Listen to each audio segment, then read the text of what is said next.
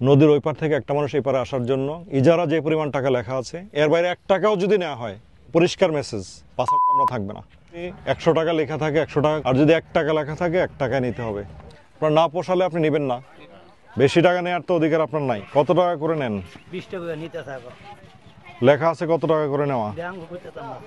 6 টাকা আছে স্যার, এটা আমরা চাটা উঠাইছি। আবার পার হইয়া দুইজন মানুষ আইলে আবার যাইলে 30 টা দিলেও মানে না, এনের মাঝে যাবো এটিয়া তোলে। আমি নিজে কিছুদিন আগে পার হইছি, 30 টা দিছি, আমার লগায় কার্য করতো। ইজারার নামে অবৈধভাবে টাকা নেওয়া বন্ধ করতে হবে, এবং করতেই হবে, এটা বন্ধ হবে। আমি এটা চ্যালেঞ্জ করলাম। আর ইজারা সরকারিভাবে যে টাকা লেখা আছে এর বাইরে 1 টাকাও যদি নেওয়া হয় সেটা পরিষ্কার চাঁদাবাজি।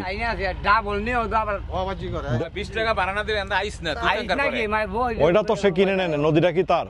টানা তৃতীয়বার অর্জন করেছে দেশের সেরা সুপার ব্র্যান্ড স্বীকৃতি বসুন্ধরা টিস্যু।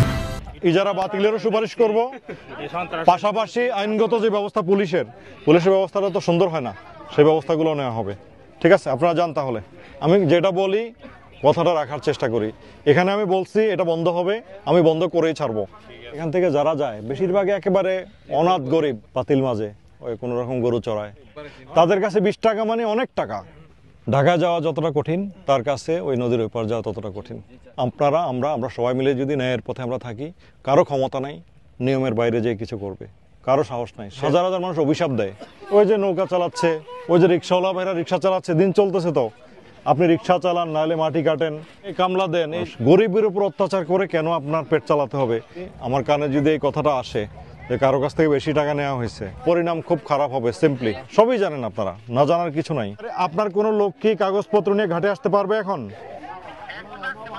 আমি কাগজপত্র চেক করব, সে যদি এখানে না আসে আমি কিভাবে নিতে হয় আমি কিন্তু জানি সবকিছুই। বুক ভরা সাহস রাখবেন, হায়াত মওতের মালিক আল্লাহ। কেমন? ঠিক আছে, ভালো থাকেন। আসসালামু আলাইকুম।